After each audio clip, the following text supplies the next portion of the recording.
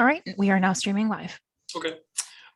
Pursuant to recently adopted amendments to the Illinois Open Meetings Act included in Public Act 1010640, public bodies may in certain circumstances hold entirely virtual public meetings without a quorum physically present in any one location. Governor Pritzker's Executive Order 2021-27 has extended this provision through November 13th, 2021. As chair of the Finance Committee, I've made the determination that it is not practical nor prudent to meet in person at this time. Accordingly, the meeting of the Finance Committee is being conducted virtually with members participating through the Zoom webinar platform. Village Manager Phil Crawley is in the Village Hall conference room as required by the Open Meetings Act. Phil, can we have a roll call, please? Certainly. Trustee Hallwax. Here. Trustee Rubin. Here. Trustee Vree.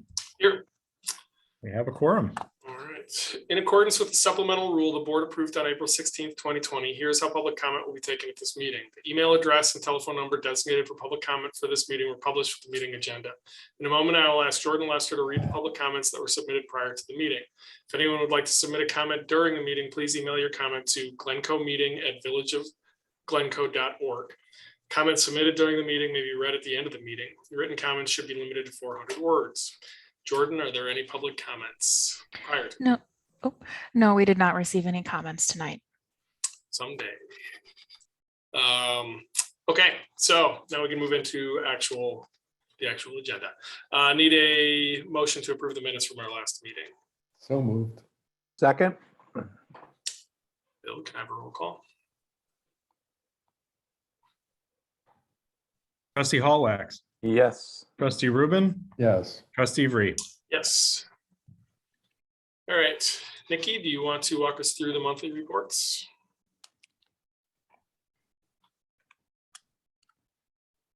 Okay. All right, so included on tonight's agenda, we'll be starting with the September Treasurer's Report, going through our major operating fund highlights, the cash flow projection, and the Glencoe Golf Club highlights. Also the Community Investment Program monthly updates, the financial forecast for 5 years, the draft 10-year CIP, and the tax levy estimate for tax year 2021. Okay, so starting with our financial reports, I'm going to go through this a little bit quickly because there's not much remarkable about them this month, and not much has changed. But I will say that property taxes, although they're still lower than prior year, we're at 74% of budget now, a little bit closer to where we would expect to be at this point in time.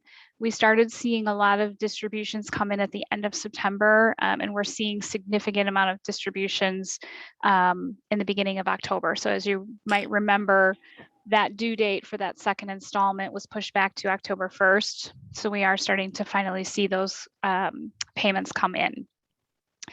State income tax and sales taxes continue to perform strong. Our general fund is doing really well this year, despite what we were anticipating this time last year. So revenues continue to perform strong. The other good news story is places for eating tax. We're at 194% of budget. The budget that we had come up with last year was, I don't want to say it's a shot in the dark, but it was a strong estimate, not knowing what to anticipate in a COVID environment and also with a brand new tax. So what we're finding is there's continued strong support for our local restaurants, and they're doing very well. So that's a nice surprise for us. In the water fund continues to outperform budgetary targets. Our volumetric revenues are at 96% of budget, and fixed charges just shy of where it should be at 75%. This is important to keep in mind later in the presentation, but this has been very good for our fund balance. And also a good talking point for us.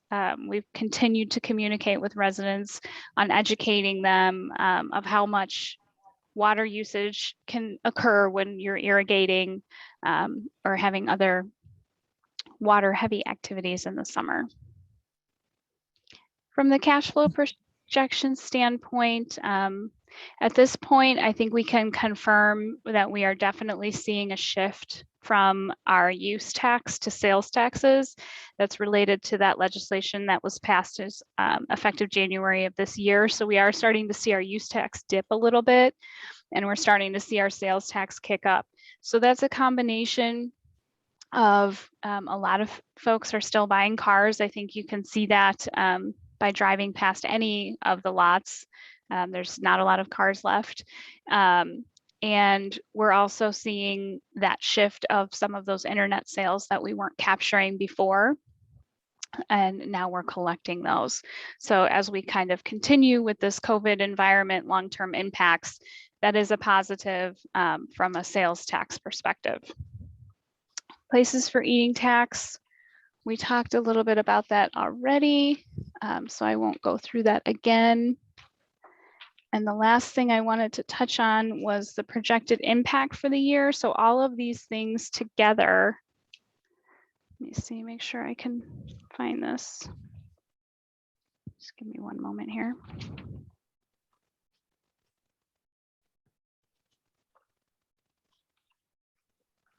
Are leading us to a positive revenue impact above budget, about $500,000 over budget for the general fund.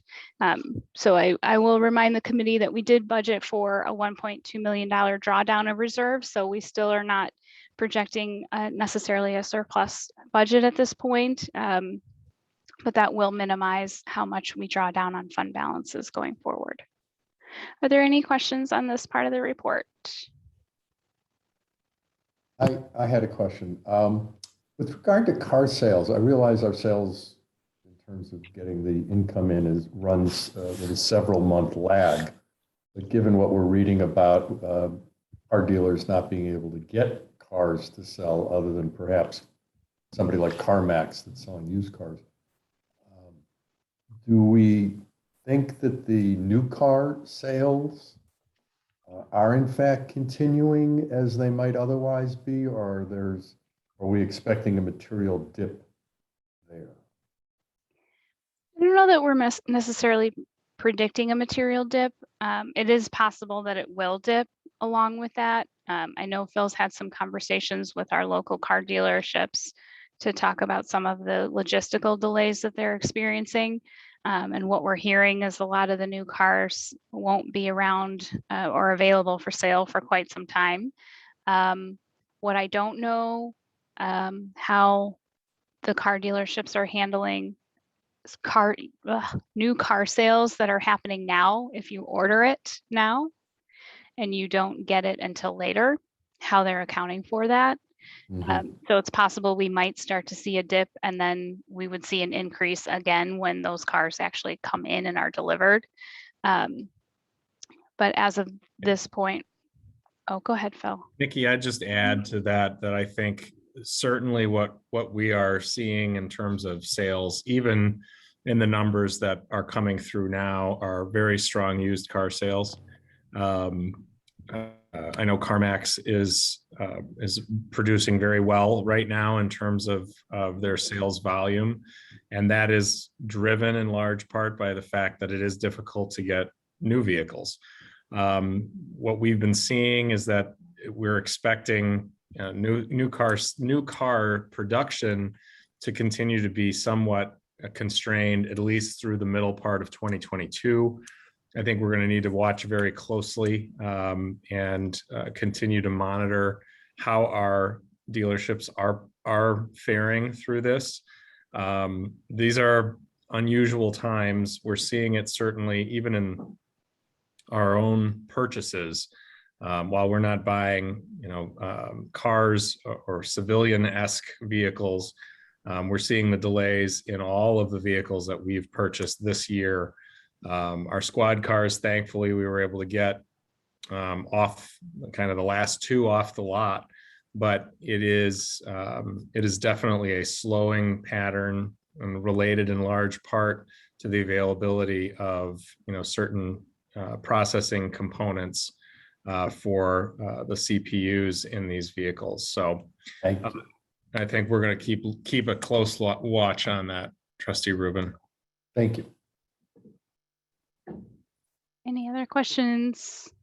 Okay, moving on to the golf club financial update. I'll turn it over to Stella.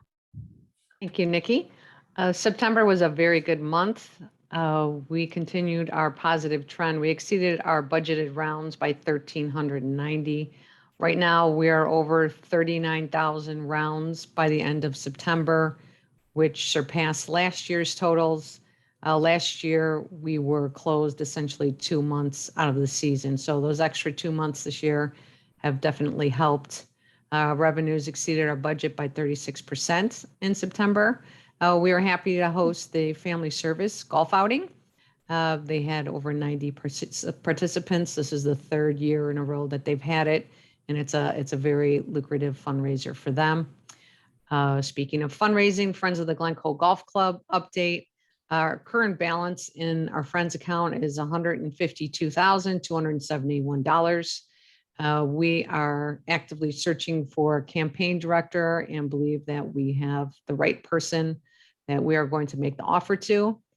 And this Friday, we do have a special event for Friends. Some of you may have received an invite to your Village of Glencoe account. Hopefully you'll be able to attend. We're going to be reviewing the new clubhouse concepts and just sharing ideas with neighbors as well as village leaders. So if you're able to attend, we'd love to have you there. That's the update for September.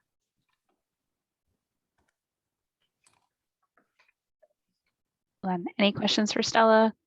Okay, moving on to our CIP update, and I'll hand this over to Linda. As noted, the changes are in blue on the schedule. There are 2 items that will be presented at the board meeting on Thursday. One is the sanitary sewer lining for $160,000. The other item is in the water fund, which is on the next slide, for the water main at the Skokie Lagoon for $260,174. The only other items noted are just some date changes for completion, as well as a couple deferrals into next year's budget. And then the next slide shows our quarterly report, which didn't have any changes except for the deferrals of the golf items. Are there any questions?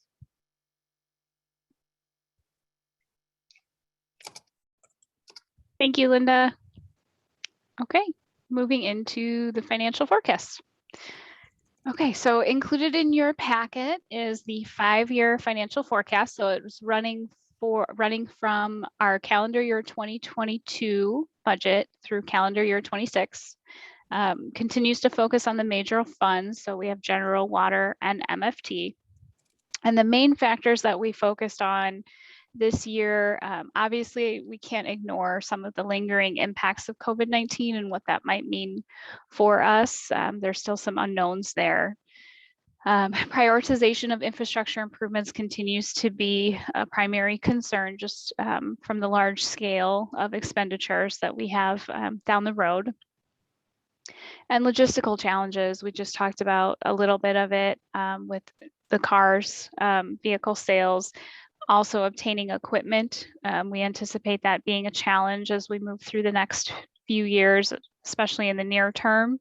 And then also anticipating a rise in supply and commodities costs, not understanding or not knowing what will happen with inflation. We do know, and we have already seen upward pressure on prices in both supplies and commodities. So we expect that to continue in the near term.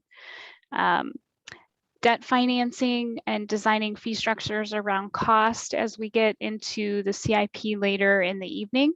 We'll talk a little bit about what we're proposing in terms of funding for the long-term capital needs that we've identified. In the general fund, this is a good news story. We are predicting that revenues will exceed expenditures throughout the forecast, with the exception of calendar year 2022, We are still refining some of our draft budget requests that we'll be presenting to this committee next month. So we do anticipate getting that number down a little bit. But that's certainly a good news story in terms of trying to live within our means. We are continuing to plan to draw upon fund balance for capital. So we'll look at that in a moment when we take a look at the expenditure side of things. On the revenue side, we know already that property taxes are expected to rise about 1.4%. With the new growth that we're anticipating for next year, we think that'll be about $265,000. That number, as you may recall, is given to us by the Department of Revenue, and that's enforced through the property tax extension law. So we don't have much say in that number. Sewer fee increases are proposed to continue to support capital improvements. That's a 3% escalator each year. We are rolling that into the forecast to help us support that inflow and infiltration program. We talked about that at length last year, and that continues to be a priority this year. Our garbage services fee is also going to be adjusted by the same percentage as the property tax. That's been consistent with our past practice. And then in the coming year, we are anticipating a full business license revenue analysis. That was previously scheduled for this year, but that was delayed due to kind of the chaos surrounding what we've now come to know, COVID-19. On the downside of things, we do anticipate slight declines in telecom tax and E911 surcharges. We haven't seen, we've been lucky, our E911 surcharges have been healthy up until this point, but we have started to see the telecom taxes decline, and I definitely think that trend will continue. On the expenditure side of things, salaries and contractual costs being our largest categories, we do anticipate upward pressure on both of those. You hear a lot in the news right now about the labor shortage and how that's impacting wages.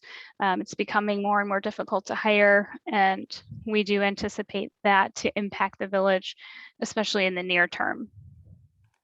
We already touched on inflationary impacts and planning for infrastructure. So included in your packet are the exhibits to the forecast. This comes down to the actual brass tacks of the financial forecast and shows what we have budgeted for this year, projected for this year, what we are tentatively going to be requesting of the committee in 2022, and what we project outwards all the way through 2026. As I mentioned, most of our revenues are projected to continue strong performance or at least remain relatively stable. Building permit revenue is one that we will continue to keep an eye on. I know that's been an area of concern for the committee to make sure that our projections are in line with what we expect in terms of activity. But it is important to note that this entire forecast is just a forecast. It's based off of the best information that we have today, so we will continue to refine this as we get additional information. So throughout the forecast, through 2026, our revenues will hover right around 20 million, ending just shy of 21.5 million in 2026. When we start to look at the expenditure side of things, you can see the escalation in both the regular salaries and then also in the overtime. We did have a period of time where our overtime dipped a little bit lower. Now, with some of the staffing challenges and turnover that we have, we do expect that to remain at an elevated level, at least in the near term. So we are projecting that out, understanding that we will have some staffing challenges in the near term. The good news story here, as I mentioned earlier, is that our net operating budget continues to remain positive. This number, obviously we're trying to get that down, which means we're living within our means really here. So that's a good news story. We also have placeholders for general fund capital. These are just placeholders at this point. We'll go over the CIP in summary in just a moment. Obviously, these numbers will be pending final approval from this committee and the village board. When we take a look at the bottom line on projected fund balance, we do have a fairly high fund balance. We've been working to try and build this up, understanding that we have a lot of capital needs. And I know earlier this year, this committee talked about increasing our fund balance target a little bit. Right now, I think we're still at 15%. We talked about going as high as 25. When you project out the 5-year forecast, it would be difficult for us to sustain a 25% fund balance at this point in time. But looking at several scenarios, one of the things that I might recommend to this committee is to consider raising that fund balance target a little bit each year, kind of phasing that in so we get to that higher point, allowing our revenues to grow a little bit more, and perhaps looking at increasing that fund balance target by a percentage each year until we get to that 25% mark. And then we can sustain it. I think that's kind of the whole point, is being able to sustain that target. Moving into the water fund, we alluded to this, I believe, last month. The water rates that we're recommending with this budget are slightly less than those that were set forth within the rate study.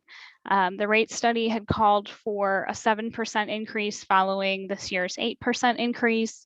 What we're finding is that, as we have been saying all year, with the new water technology in our water meters, we're capturing a lot more usage. They're a lot more accurate, which leads to more revenue. What we don't want to do is we don't want to continue on a trajectory of going in line with the rate study every year and finding that we don't need that money. We don't want to increase beyond what we need to, but we also don't want to drop in a year like this year that was somewhat of an anomaly. We had drought-like conditions for the greater part of the summer, which led to a lot higher usage than normal.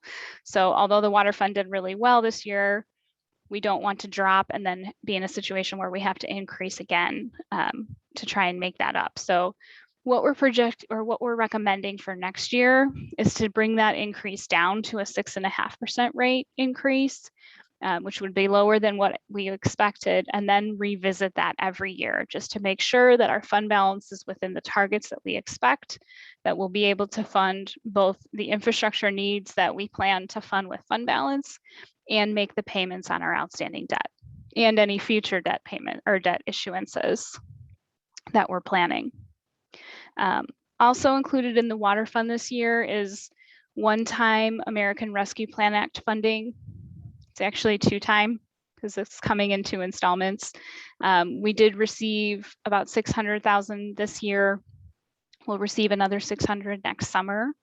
And those funds have been earmarked to help fund the improvements at the Skokie lagoons. In 2022, we have $1.7 million in water main replacements earmarked. That does include the Skokie lagoon work. Because of that work, we were able to delay that $5 million placeholder that we had for relocating the elevated water tank. So because of the work that we're doing in the Skokie lagoons, that allows us to take the pressure off in terms of the urgency of the need to relocate that water tank. So we've pushed that out. You'll see that in the CIP, we've pushed that out to 2031. We don't know that it's necessarily going to happen in 2031, but we just want to keep that on the horizon. So we are still planning for it. Can I ask just a question about the rate increase? Sure.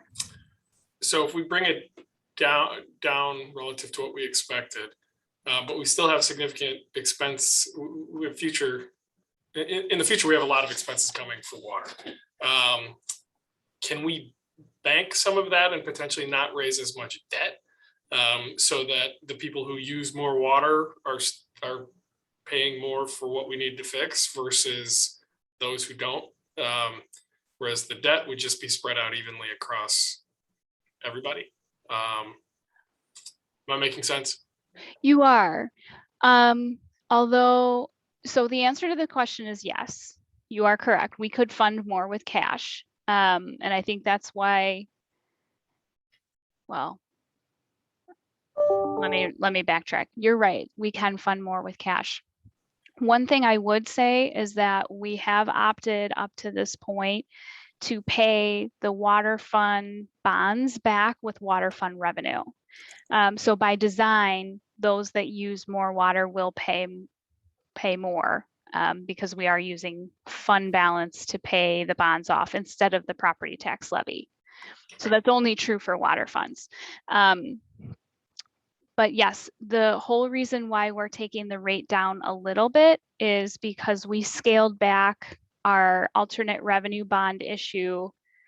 Was it last year? It feels like many years ago, but it was just last year, 2020. We were going to issue 5 million, and then we scaled that back down to 3 million because we weren't so sure about COVID and what the long-term impacts of that would be.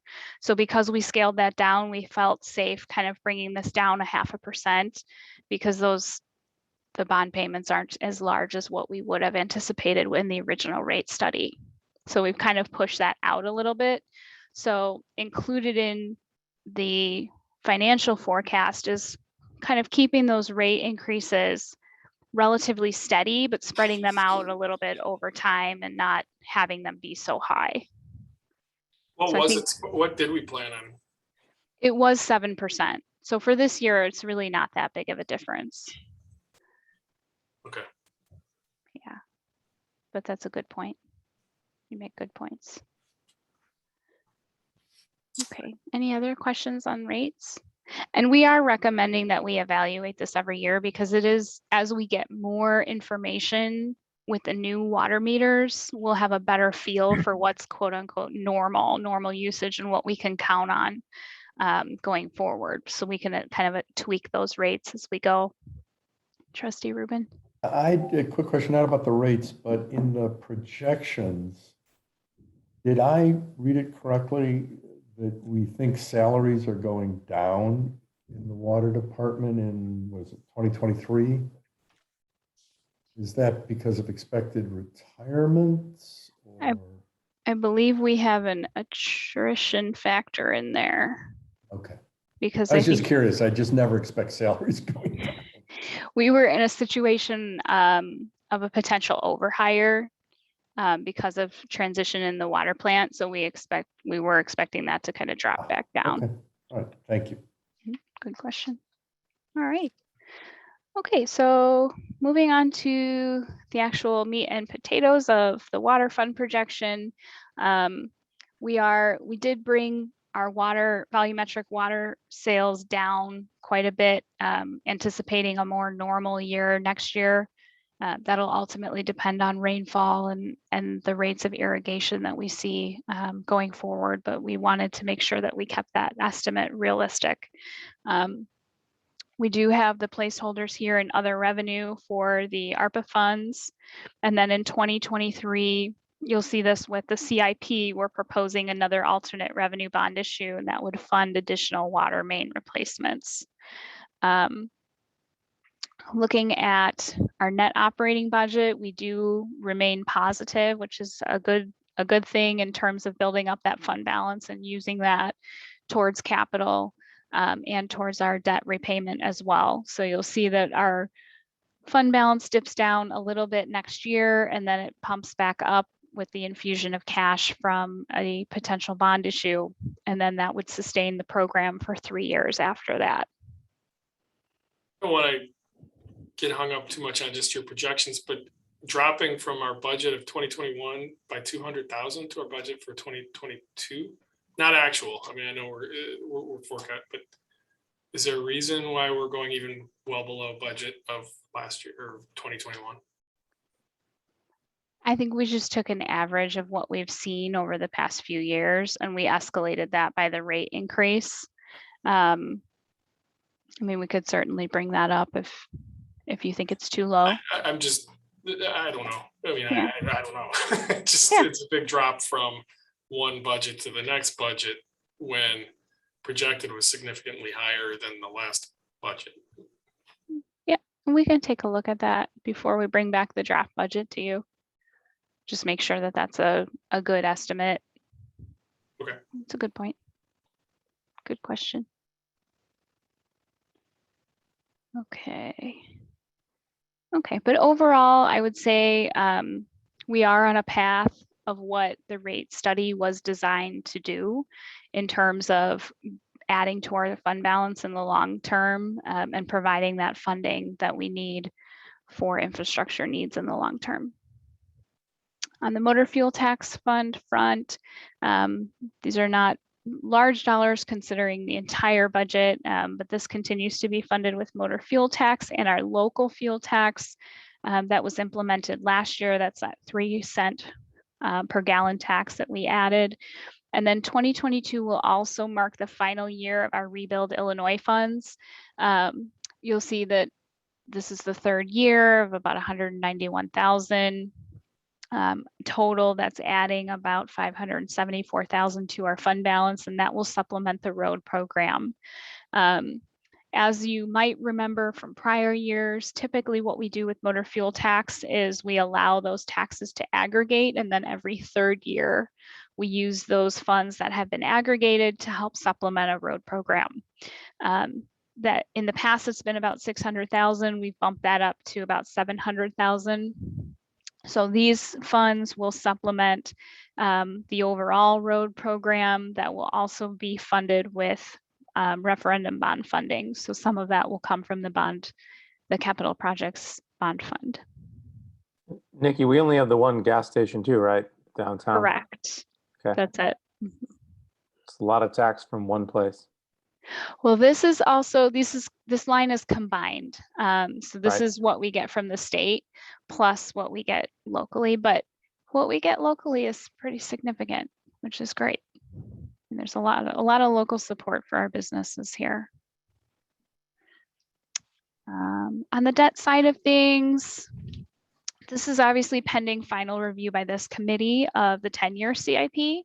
But I can give you a snapshot of where we stand today in terms of our existing debt portfolio. So the debt limit, our legal debt limit that we're allowed to have as based off of tax year 2020 is $67 million.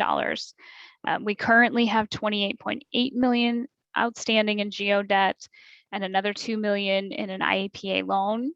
Our current annual payment is about $2.6 million. Now that's excluding, I believe that's excluding the water fund. And then our historic annual high payment, let's see. Oh no, that includes the water fund. I can see it in the graph. Our historic annual high payment was back in 2008. That's the highest that the village has ever had. If we adjust that for inflation, that would be about 3.3 million today. So we're still below that high water mark. Nikki, excuse me. The current annual payment is 2.6, but if you cursor to about 2021, it looks like it's more like 1.6, or am I just not reading this right? We might be missing a bar there. It's either we're missing a bar or, let me check here. Because the next, or we have the a chart on the next page in the packet was, you know, the graph looked right. This one just looked like, I mean, representationally, it's right. I Higher. just think the numbers on the left are off. Okay, we'll take a look. Okay. I think that might be a little low. We might be missing something here. Anything else on debt before we go forward? Okay. Okay, so closing out the presentation on the financial forecast, pension funding remains still one of our most significant expenses. The required contribution as calculated by the actuary for 2022 is $2,456,792. As you probably remember from our extensive discussions with the actuary earlier this year, we are recommending maintaining that contribution flat year to year. The reason it went down is because we were fortunate enough to have our portfolio valued as of December 31st of 2020. And there was a significant investment gain, market value gain at that point. So we are recommending a flat contribution there. In terms of consolidation, we are still barreling towards the mandatory pension consolidation of June 2023.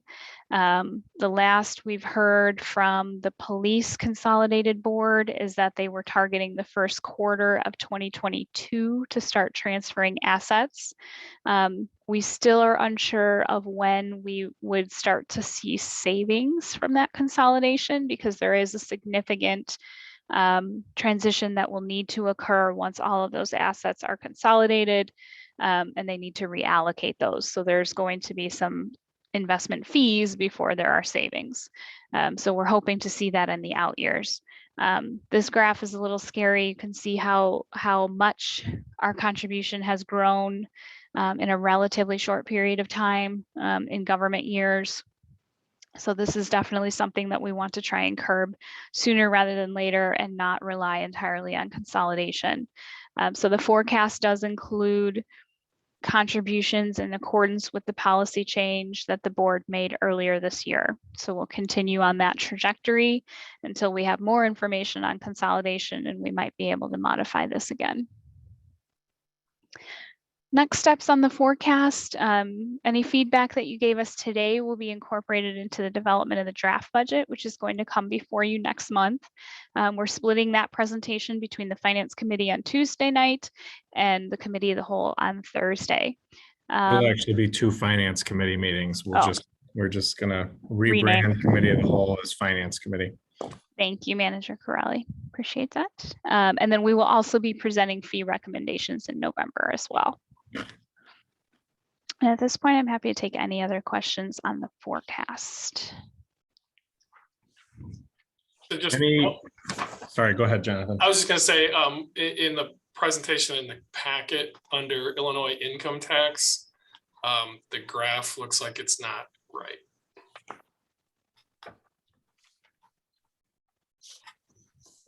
It looks like it got doubled or something. Oh, okay. We will check that as well. But otherwise nothing. Thank you. I had one other question.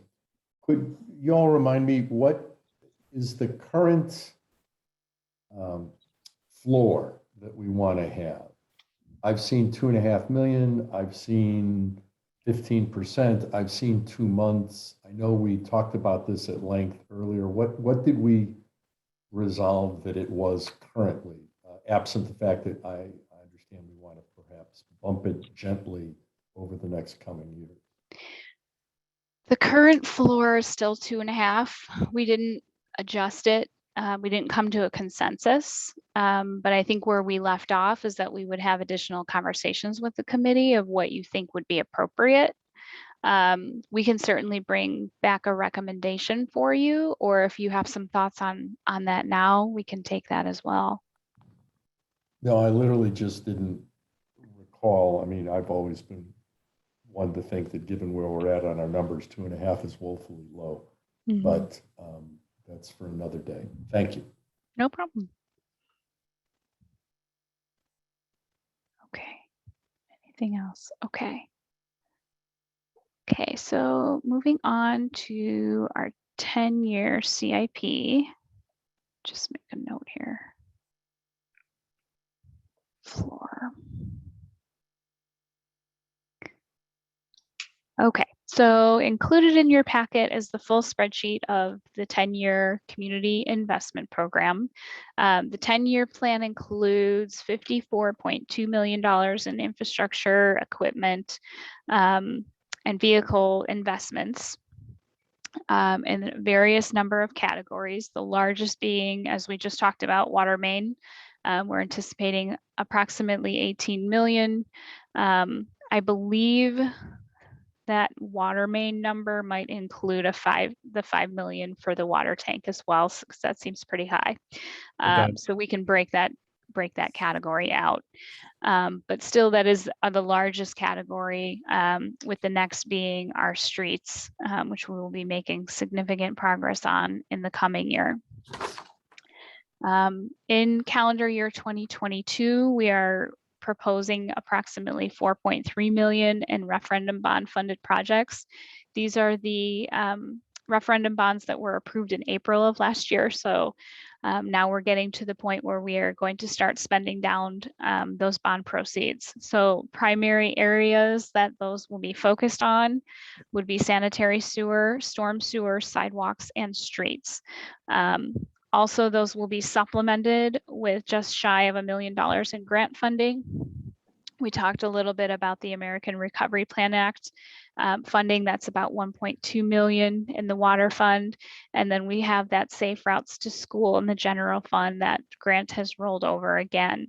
We're waiting on IDOT. I think we talked about that at a finance committee last month. And then 700,000 in MFT supplemental funding that will also go towards streets. And that includes the Rebuild Illinois funds. There is an anticipated financing plan. Obviously, this would be subject to discussion and authorization from this committee and the village board as well. But to fund the plan as it stands today, we would anticipate revenue bond issues in calendar years 23, 26, and 29. Those would be to fund water main improvements. And the dollars are included in the plan, but what we're roughly looking at in 23 would be about 4 million, 3 million in 2026, and 10 million in 2029 if the water tank is included. If the water tank's not included, we would just cut that number in half. So that would fund our ongoing maintenance and rehabilitation of the water main infrastructure. Then we would be looking at potential referendum bond issues in calendar year 24, 27, and 2030. 2024 would be the remaining issuance from the authorization that we received last year. So that would be the remaining 3 million. And then in 2027, we likely would combine that 27 and 2030 into one referendum question. Together, those would be about $9 million. And those would be funding those same categories of sanitary sewer, streets, sidewalks. A couple notations of funding that has not been allocated in this plan. The golf clubhouse project, obviously, we heard good news from Manager Nanos earlier that they're making great progress on fundraising. So we still have some information that we're waiting on in order to determine a long-term funding plan for that. Also a water treatment plant upgrade and replacement. We are a long way away from having that discussion. So there's not a placeholder in terms of funding for that. And then also the potential public works garage relocation. I know that's been a topic of discussion for many years, and that is not included in terms of funding anywhere. A couple of points on those that I just want to make mention of. This committee has heard us talk a bit about a joint water system analysis that is underway with the village of Winnetka. That project was slowed during the pandemic, and I anticipate probably in the early part of 2022 presenting a report to both village boards that kind of outline possible opportunities for partnership in the future. Those partnership opportunities could include water plant related expenditures, as well as elevated tank related expenditures. So it's just something to tuck away into your brains. It is one of the reasons why that treatment plant upgrade, which we've obviously been talking about for about 10 years, still remains somewhat undecided from the standpoint of what the path will be. But we are still continuing to review alternatives and options that may be available to the village. So I just wanted to make sure to mention that it was something we talked about long ago. And again, the pandemic has really taken a bite out of the progress on that study, but we have picked it up, and my hope is that we'll be presenting something early next year. Hey, Phil, Yeah. in terms of the water plant, I know there's varying estimates on how long its viable use is, and if we can band-aid it and whatnot, which obviously gives us some thoughts about how fast we need the study done and to make decisions. So I guess, what is the kind of median on the ability to use the treatment plant in its current state with Band-Aids? Are we talking 10 years, 20 years, 2 years? I'm gonna pull Dave Mao into the response on that. I think the one thing I would point to, as Dave's kind of signing on here, is we do anticipate some continued investment in that plant as it exists today. Right. Replacement of pumps, things like that will keep it functional. It is not in poor condition. I think that it is very much a functional water plant. Our treatment and our water quality continues to well exceed EPA standards. I think it becomes more of the question of what is the best alternative on a going forward basis for the village, and how do we plan for that, if it's a partnership opportunity, if it's out on our own, if it's a growth opportunity. And I think those are less operational questions and more philosophical questions on a going forward basis. But Dave, do you have any additional thoughts on the plant itself? No, I mean, that's a fair question as far as what's the estimated life left of it. And I think it's to Manager Corrali's point, if you look at the 10-year plan, we continued to plug in here funding for system improvements, for the treatment process improvements, and outside of the skin, the infrastructure, the concrete shell of the plant, that's a harder thing to remove and replace. But we're not, I think the 15 to 20 years, on the short side before we'd have to consider any big decision. It's probably a conservative estimate. What about Winnebago's current state of their water? Very, very similar. I mean, both the plants are the same vintage. Okay. And that's why we felt we had some synergy to look at a feasibility study together. And Sure. And as Manager Corrali pointed out, much of what will come out of that is not just water plant related, but building redundancy into our distribution system so we can better serve each other for emergency needs. And that's a much less costly investment. And the distribution systems, they need to be functional regardless of where the production plant is. Great, thanks.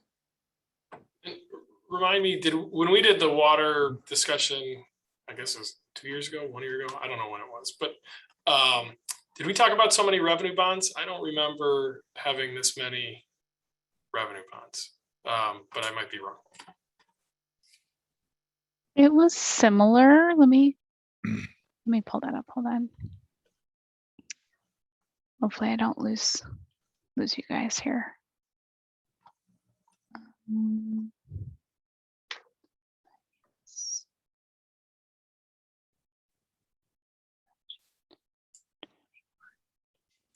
If we did, that's fine. I just, Okay. I think we moved things around, Jonathan. As Nikki had mentioned, the water tower was, I believe, included in a 2025 bond issue, and that got moved out several years, obviously. Yeah, here you go, Nikki. You've got it. Yep. Can you see my screen? Yeah. Okay, let me zoom in here. So this was last year's CIP, and we were anticipating 22, 25, and 28. Okay. So we kind of smushed them out. That's the technical term. Sorry, those got pushed out as we were looking at planning out the water main replacements. Okay. I just didn't remember what type of debt we were talking about, so that's fine. And those would be only if we can sustain them with water rates. So that's something we definitely, before we go forward with that, definitely have to look at, just to make sure that we're where we expect we should be. Yeah, and that funding plan was a product of the rate analysis that we finished up in 2017, I think it was, and it did anticipate 10 years of rate increases and the entire restructuring of our water rate, which took place in that first year, where we broke it apart into volumetric and the kind of the flat charges that are applied based on the size of the metering. So it again, to Nikki's point, as the timing shifts on how the infrastructure is going to be replaced and the magnitude of those replacements, I think it does lend itself to us all making sure that we're comfortable with the rate growth, that as we move forward, we are generating the proper revenue to accomplish what we're seeking to do.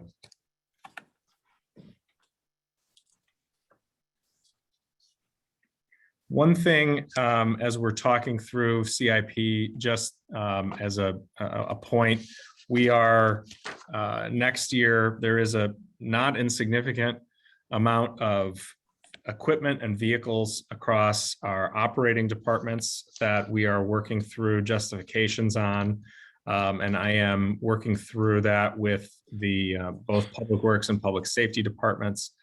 An aspect that we are beginning to evaluate and review is how to green our fleet further. That is likely to include implementation of electric vehicles where possible within the fleet, and or seeking more fuel efficient or the most fuel efficient vehicle for the job, depending upon what type of vehicle we're talking about. So we're looking at that. I just want to make that point. You'll likely see in the draft budget that you'll get on November 5th, some of our vehicles shifting over from gasoline powered to electric. We're being proposed for that. And we want to get started on that process starting next year. Thank you, Manager Crowley. At this point, I'd like to open it up to the committee for any feedback that you may have. We do plan on going through the draft CIP in detail as part of the November budget presentation, but we wanted to take this opportunity to just get initial feedback if there was anything in the 10-year plan that you felt was missing, or anything that you felt strongly about as proposed and kind of outlined in front of you as well. And any feedback that you give us today will obviously be incorporated into the presentation in November. I would expand that to really anything you've heard tonight. I know we've talked a bit about the financial forecast too, but as Nikki mentioned, we are continuing to refine what next year's budget looks like. I have had some conversations with some members of the committee and other members of the village board, kind of starting to outline a bit of what we are seeking to include in that draft. At this time, we are anticipating adding back into the budget at least one position that was removed for the current fiscal year, full-time position. And we are looking at another administrative position in the Public Safety Department. The numbers that Nikki showed you include those positions baked into it. So that's not in addition to what's in front of you, it is included there. There are also a series of other programmatic and project related dollars and cents that you'll see, and we will walk you through, including getting started on the village's comprehensive plan redraft, a website revamp, an update to our strategic plan that would be put in place around this time next year, tying to the calendar year 23 budget, and a series of other things that have been included. I've already mentioned that it's not an insignificant year for capital. And one of the things we are also evaluating before we present you with a draft budget is what we legitimately believe we can complete in a year. Given all of the factors that Nikki was outlining early on in the presentation about the financial forecast, there's going to be a lot of demand for a lot of what we do in terms of engineering resources, in terms of construction materials and the like. And we are doing our best to right size that budget ask based off of what we believe we can accomplish during 2022. So just a couple of thoughts I wanted to add in, and certainly to Nikki's point, if there are feedback points you'd like to provide us tonight, those are always appreciated. And obviously November, we'll spend a number of hours walking through the operational budgets and the CIP, among other things. One comment I've got, so when we do the sort of the contingency planning, we've always talked about lost revenue. We ought to probably talk about increased costs more as well, in case this inflation is not transitory. So I think that would be the one thing that we don't really touch much on, is the potential for problems associated with inflation.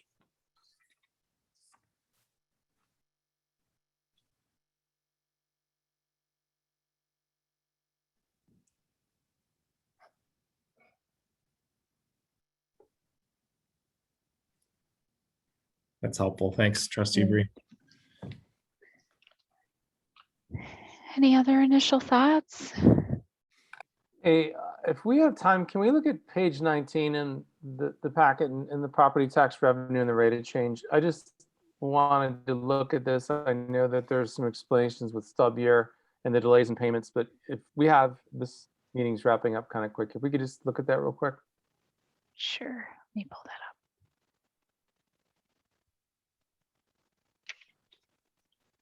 He's in the treasurer's report, Nikki. Yep.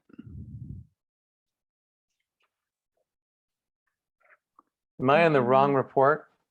No, that's the treasurer's report. It's not the wrong report. I think we can talk through why that. I think it's an anomaly in terms of timing, but let's pull it up so for the benefit of the group. I could share it too. I'm getting there. Page 19. Page 19 in the packet. Yeah. Sorry to be difficult. You're not. Oh, you're fine. Good question.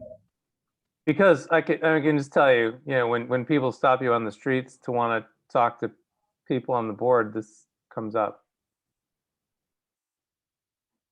Okay. This, anything personal, crime, like there's certain things you always know people are going to talk about. Okay. What are we looking?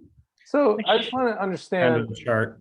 Yeah, so the rate of change dropping, obviously, we're not anticipating that sharp of a drop of property taxes, but what was the stub year explanation, and also the delays in payments from COVID, et cetera? What I'm assuming happened with, and that's why some of these 12-month trailing graphs are difficult, is that one of the installment months dropped off. If we went back 12 months, that would be May, that would have dropped off, right? April or May. So because I'm assuming you're talking about this drop, right? Right. So if that was in 2020, it would be that the first installment of 2020 dropped off of the 12-month rolling, which Okay. would drop that by approximately 40%, because it's 40 or 50%. It would be half Right. of the property taxes. Yeah, and May would have been when we got the bulk of our property taxes in the first half of 2020 because of the delays that the county imposed early on in the pandemic. Normally it was a March 15th due date, I think. Yeah. But I think, certainly Trustee Hallwax, what we saw and what we were, I don't want to say we were worried about it, but we anticipated it, is that we were gonna see at least a 2-month delay in about 50% of those property taxes coming in because of both the delay in the county getting the bills out, which normally they do significantly sooner, but there was some internal strife at the county that limited that ability to get those out. But then the expectation that they were going to delay also the due date to October 1st. And so given the way the calendar fell, I have a feeling a pretty significant portion of property taxpayers waited until Friday, October 1st to pay that bill. And so that's where Nikki was pointing to. I think next month, this chart will look different. Do we have any sense as to whether we think there's any material increase in uncollected property taxes, given all the delays and everything else, but the people that just have not been able to pay or just chose not to pay the property taxes? Usually it's a very high percentage. I don't think we've seen that here in terms of individuals not being able to pay or not paying their property taxes. Nikki, are you pulling up I am. Go ahead. Yeah, again, I'm just curious because usually the percentage of collection is almost 98. Yeah, it's very high. It's very high. And I think that's what we saw last year. 97 is what we saw last year. That would be, collectible in 97 is what we saw last year. The year before was 98, but the years previous to that have been hovering around 97. Okay, thank you. What we would expect, though, that's a good transition, Trustee Rubin, because now with the recent change at the county of the county's agreed to redistribute anyone that has requested a refund. Rather than in years past, if someone appeals their taxes, they get a refund that just comes out of what the village has distributed. Now the county's agreed to redistribute that amount. So I would expect this year's to be slightly higher, hopefully. I'm sorry, could you explain the difference? It used to be it came out of our pocket, and now what happens? So the county, what they agreed to do, we levy, and this is a good segue into the next agenda item too. We levy a dollar amount, and then the county, will determine what rate needs to be on property to get us that dollar amount. And they add an uncollectible percentage, which all this, I know, but this is for, general public as well. And what happens is if someone would appeal their taxes during the year, we as the village would see a negative that would come across our distribution that would say, Trustee Rubin has appealed his taxes and we're taking $50 away from you, for simplicity's sake.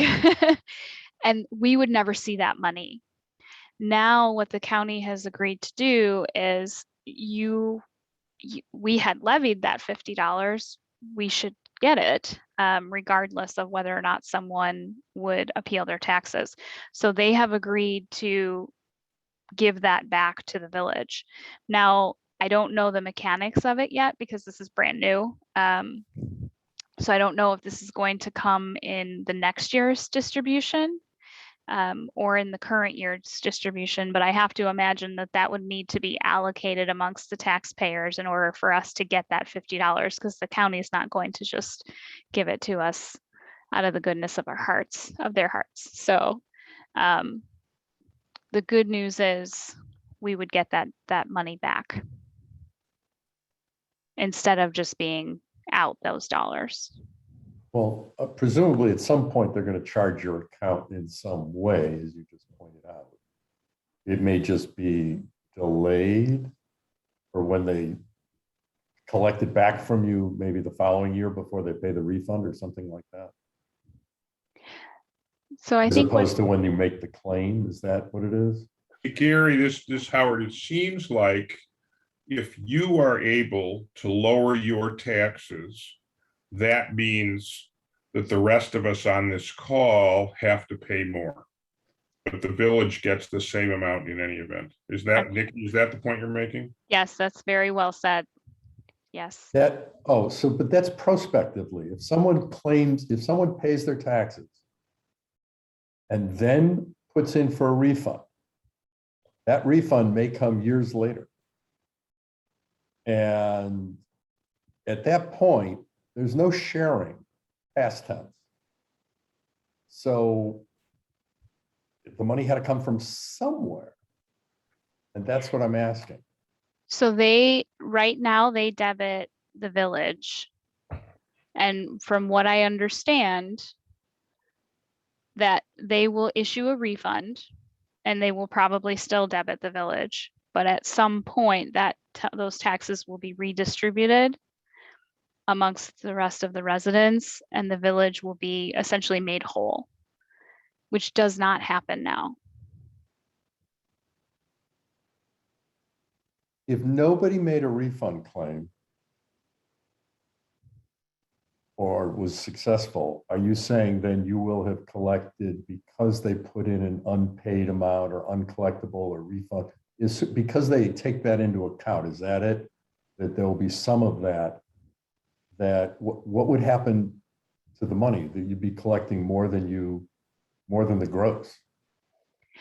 Potentially, that could happen. If no one disputed their taxes and everyone paid their bill, the village would collect more than what we asked for. Huh. But that Okay, I was unaware of that. That's would interesting. never happen. And that fits in exactly then with Howard's explanation, is that we in fact are all overpaying a bit to take care of those that either don't pay or get a refund. All right, sorry that's irrelevant to our long-term planning. Sorry about that. I do have a question though, if we're there, about our anticipation of new, if you will, or additional EAV as a result of sales of homes and new building, et cetera, and how we determine that and feel comfortable that there's no way we guessed too low, so to speak, and therefore left money on the table. If you could talk to that, I would appreciate it. Good question. Speak to that. Thank you. I can. Let me pull that up. Let me look for that really quickly. While I look for that, are there any other comments on the CIP or debt schedule? Okay, good. So we'll move on here. And in the meantime, how do I get my share of that $50?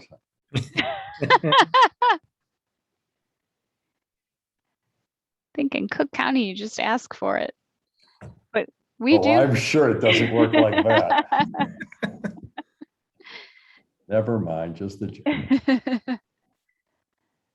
Let's see here. Just give me a moment. 22 draft levy. Okay. Okay.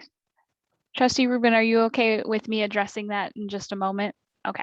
So just to introduce the next topic here,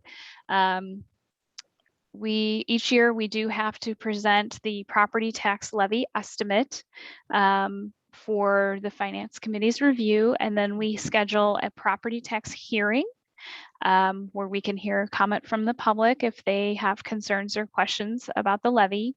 And then ultimately, the property tax ordinance would be presented for your approval and authorization in December. What we are proposing for the coming year is a levy amount of $11,037,485. It's an increase of just shy of 240,000. And you can see that what Trustee Rubin was referring to earlier, that change is actually 2.22%, rather than the 1.4 that we are authorized to increase under the property tax extension limit. And that's because we do make an assumption of new growth within the community that would come from any new construction that would occur. And we are allowed to capture that one time, and you cannot go back. So you are allowed to ask for a little bit more to capture the impact to the community for taking on that new construction, which we have done habitually as long as I've been here, and certainly many years before. The library does the same thing. Their levy request will be $2,635,761, which is approximately an increase of 2.1% or so. And then the debt service levy, that is fixed based off of any general obligation bonds that we have issued, with the exception of water revenue bonds, which, as we mentioned earlier, those are paid from water fund revenues. So we do not pass the levy on. And there will be an ordinance that will come before the board in early 2022 to abate that levy, or basically cancel that levy out. With the debt service levy, there is a loss percentage that's added to that, and it's higher than the rest of the property tax lines. It's 5%, to ensure that the village gets the full amount that's needed to pay the bonds. Now, in terms of determining the historic growth, we use many years of history. What we are assuming the average growth since 2011, oh my gosh, okay, is 6.9 million in EAV, which doesn't mean a whole lot. But when you use what we're projecting in terms of a rate, that would be approximately $86,000 in new taxes from that growth. And Trustee Rubin, I can see you have a question already. Go ahead. 6.9 million of new equalized assessed value. That actually doesn't seem like much at all, given what's being built around town. It doesn't seem like much. And I realize, pardon me for interrupting, but I realized there was already pretty hefty assessment on the property, and that it's above and beyond whatever the prior assessment. Yes. It still doesn't seem like much. So they do take that into consideration. What we are finding is there are only certain types of construction activity that the assessor takes into place or into consideration. And we are also not anticipating new homes for the Forest Edge subdivision to hit until a few years out. That would bump this number significantly when we get to that point. Last year or the year before, we actually had a decrease. I think we had a dip in our EAV overall. So it's not only just the new growth. We're kind of anticipating if anyone appeals their taxes and it goes down, this is kind of the net number of that, of any new growth and then anything that's going down as well. Does it also pick up existing home sales where the green sheets indicate a significant bump versus assessed value where the assessor might bump the number because of the green sheet? That on the should, sale? the new growth assumption doesn't so much. That would be more so on the proportion that home would pay Okay, of so our that's levy. that's not new equalized assessed value that we're not capped on. Correct. Correct.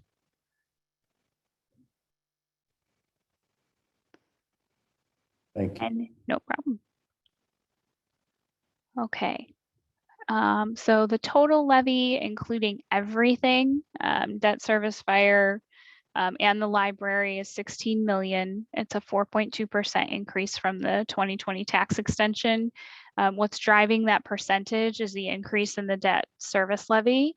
This will be the first year that we pay on the $10 million or that $7 million bond issue that we issued last year. So as Trustee Rubin has eloquently explained, ultimately the actual increase in the levy will be determined by the county and what they determine in terms of our EAV and the PTEL limit itself. And this last slide is just an illustration of what the extended levy was last year, what we're proposing this year, and the changes expressed in terms of percentage and dollar amounts. So this would be what we would propose before the board in November for the hearing. And at this point, I'm happy to answer any other questions on the levy. Just one point to make real quick, Nikki, if you jump back to that last slide. I know you've said this already, but it's worth repeating. The increase overall is heavily driven by the new debt, which was referendum approved. So I think that's a statement we will make sure to underscore throughout the public hearing process and the budget public information process. It's important, I think, to underscore. Thank you, Manager Corrali. Okay, if there aren't any other questions, that concludes my presentation this evening. All right, thanks, Nikki. Is there anything else anybody wanted to talk about? All right, Jordan, were there any emailed questions? We did not receive any, no. Okay, well then, do I have a motion to adjourn, or do you need a roll call first, or? No, you can just do a motion and we'll do a roll call after that. Okay, can I have a motion to adjourn? So moved. Second, All right. Trustee Hallwax, yes. Trustee Rubin, Yes. Trustee Vree. Yes. All right. All right, thanks, everybody. Thank you. Thanks, Nick.